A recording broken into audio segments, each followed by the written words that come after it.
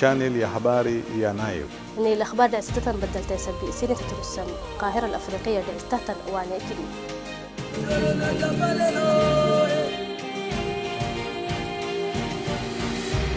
من شغف التعليم في أزهرها وجامعاتها إلى حب الترحال لرؤية آثارها العظيمة، مروراً بطلب الرزق على أرضها أو التواجد كدبلوماسيين في سفارات دولهم بعاصمتها، أو حتى اللجوء إلى ترابها طلباً للحماية. يتواجد أبناء القارة السمراء على تراب مصر المحروسة كقبلة للعلم ومكاناً لأقدم الحضارات وطلباً للرزق أو الحماية. فمصر منذ الأزل كانت أهم مقاصد الأفارقة، وعلى ترابها عاشوا وتمتعوا بالحماية والأمان، لأنها مصر بلد السلام. أنا أحب مصر والبلد جميل جدا. أنا بدعو كل أبناء بلدي الصومال لزيارة مصر ورؤية التطور التعليمي بها. تعرفنا على الحاجات اللي بتربط مصر بأفريقيا وتربط مصر بالسودان وكلام، يعني حاجات جميلة جدا. أنا حبيت أعود هنا في مصر مع أولادي عشان أتعلم عربي هنا، فمصر حلوة. فعلى مر التاريخ لم تكن علاقات مصر بالقارة الإفريقية علاقات عادية، فمصر الفرعونية أيقنت أهمية القارة الإفريقية لمصر صاحبة الدولة الأقدم، فامتدت العلاقات المصرية مع إفريقيا. عندنا قصة في البلد إنه الملكة نفرتيتي كان لها تجارة هناك عندنا في منطقة شبه الجزيرة العربية، ده عصور طويلة جدا. واستمر ذلك الارتباط طوال فترة الحكم الملكي، إلى أن جاء الزعيم جمال عبد الناصر ليقدم نموذجاً مشرفاً في التاريخ لمساندة مصر لحركات التحرر الإفريقي في القارة. الرئيس جمال عبد الناصر اهتم بإفريقيا على المستوى النظري في كتاب صغير أصدره سنة 54 اسمه فلسفة الثورة. كتاب صغير 40 صفحة، قال فيه دوائر الاهتمام السياسي المصري بأولويات معينة. قال أول دول هتهتم بها الثورة في مصر الدول العربية، تاني دول القارة الأفريقية، وبعدين الدول الإسلامية ودول عدم الانحياز، وبقيت بقى إيه التجمعات الدولية. الاهتمام العملي جه لما استدعى جمال عبد الناصر عبد العزيز إسحاق، اللي هو ده كان بيته، ده كان سكنه، ويكلفه بأنه يستقدم ممثلي حركات التحرر الإفريقية في هذا البيت. طبعا الكلام ده بدأ من أول واحد جه سنة 57 كان فيليكس مومي من الكاميرون، وبعد كده من كل الدول الإفريقية حركات التحرر كان لها ممثلين هنا.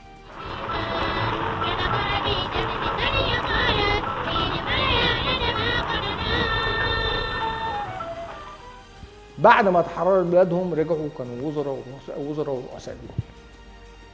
اهتمام جمال عبد الناصر بيهم كان طاغي جدا، اداهم كل الامكانيات، ضمهم لوفود الخارجيه المصريه في الامم المتحده سواء في المقر الاوروبي في جنيف او في نيويورك.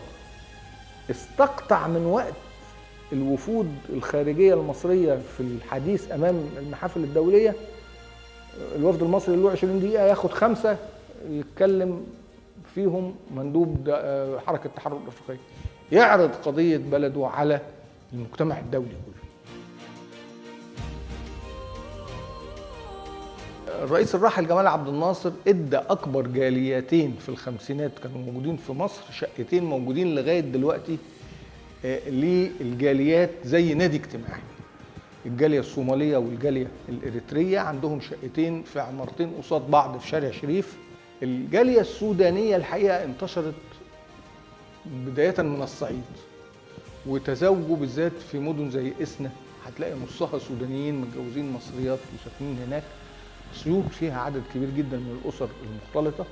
وبعدين زحفوا مع تردي الأوضاع في السودان إلى القاهرة واسكندرية، وليهم الحق في دخول المستشفيات العمومية وتلقي العلاج بناء على إقامات بتديها لهم سلطات الجوازات المصرية. المجموعة الثانية من الأفارقة اللي موجودين في مصر هم الطلبة. المجموعة دي منقسمة إلى 3 مجموعات. مجموعة عددها يقل عن 100. آخر تقدير لينا من الجوازات إن هم عددهم حاجة و90. دول أبناء الأسر الثرية اللي موجودة في أفريقيا، أبناء الحكام ورجال الأعمال الأثرياء، بيجوا يدرسوا في مصر على نفقتهم الخاصة. المجموعة الثانية ودول عددهم برضو حوالي 300 أو 400، عدد قليل جدا، دول بيجوا من الدول الإفريقية بمنح من دولهم.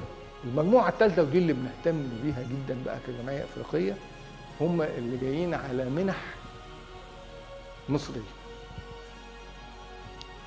ومعظم هذه المنح مقدمة من الأزهر، ومعظم الطلبة الأفارقة اللي بيدرسوا بمنح من الأزهر ساكنين في مدينة البعوث الإسلامية في الدراسة. بنحاول نحل لهم أي مشكلة مع كلياتهم الجامعية في الحصول على الشهادات، في أشياء كثيرة بيلجأوا لنا. ده بالنسبة لهم بيت إفريقيا بالنسبة لهم هو مبنى الجمعية الإفريقية. كما امتد الاهتمام المصري بالقارة الإفريقية فترة حكم الرئيس أنور السادات، فقد استمرت مصر عضواً فاعلاً بالمنظمة الإفريقية، حيث شارك الرئيس السادات في العديد من القمم الإفريقية، منها قمة أديس أبابا وليبرفيل وكامبالا والخرطوم، حيث كانت الدول الإفريقية تمثل دعماً لمواقف مصر السياسية في الصراع مع إسرائيل من أجل استرداد الأرض. إحنا كان عندنا من الستينات، من أواخر الستينات، حاجة في الخارجية اسمها الصندوق الفني للتعاون مع أفريقيا. هذا الصندوق الحقيقة بدأ نشاطه الفعلي يمكن سنة 78. كنت بخدم أياميها أنا في تشاد، وبطرس غالي كان وزير دولة للشؤون الإفريقية، وعمل جولة. الرئيس السادات اداله طيارة مستير من طيارات الرئاسة، وقال له تلف الدول الإفريقية بالكامل. خد حوالي 10 أشهر لف كل الدول الإفريقية بهذه الطيارة الخاصة. كان بيعمل في الجولة 2 و3. الفكرة كانت جيدة جدا ولا زالت سارية لغاية النهارده. بيسأل الحكومة الإفريقية انتوا عايزين خبرات مصرية في أنهي مجال؟ يقولوا احنا عايزين في الزراعة، في حفر الآبار، في بناء الكباري، في بناء الأنفاق، في بناء العمارات، في أي حاجة. يقول لهم خلاص مصر هتوفر لكم هذا الخبير، وهتدفع له المرتب من ميزانية وزارة الخارجية، وانتوا توفروا له السكن. وعمل 3 كاتيجوري، 3 مستويات للسكن. الأستاذ الجامعي اللي راح يشتغل أستاذ جامعة ياخد عربية بسواق وفيلا. الموظف العادي ياخد شقة كبيرة لوحده. اللي راح يشتغل عامل أو في أي وظيفة أو مهنة بسيطة ممكن يتعمل له سكن جماعي في مكان متواضع، إنما المهم يتوفر له سكن ما يدفعش هو فيه قرش. الحكومة الإفريقية تتولى تدبير السكن حسب مستواه الوظيفي. أما عن فترة حكم الرئيس حسني مبارك وما أشيع عن تدهور العلاقات المصرية الإفريقية، فهو أمر غير صحيح، فمصر كدولة مؤسسات تعي تماماً ما تعنيه إفريقيا لمصر، فاستمر التعاون بين مصر ودول القارة في مجالات شتى، بدأت برحلات دبلوماسية لترسيخ التعاون المصري الإفريقي.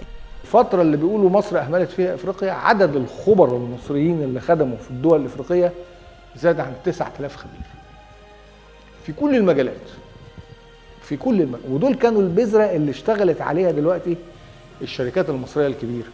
وكان في لفظ شائع جدا في مصر في التسعينات يقول لك السلكوية، اللي هم بيخطوا السلك الشائك اللي بيبقى بيفصل بين حدود البلدين سواء مع السودان أو مع ليبيا.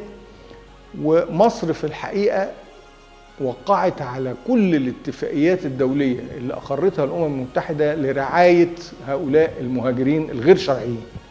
دول جايين لا معهم باسبورات ولا فيزات، وصعب قوي ان هم يبقى معهم اي اثبات شخصية، لان هم بيرموا الكلام ده قبل ما يخشوا الحدود علشان ما نقدرش نرحلهم لبلدهم، لان هو مش عايز يعترف ان هو اريتري، ومش عايز يعترف ان هو صومالي او سوداني او كده.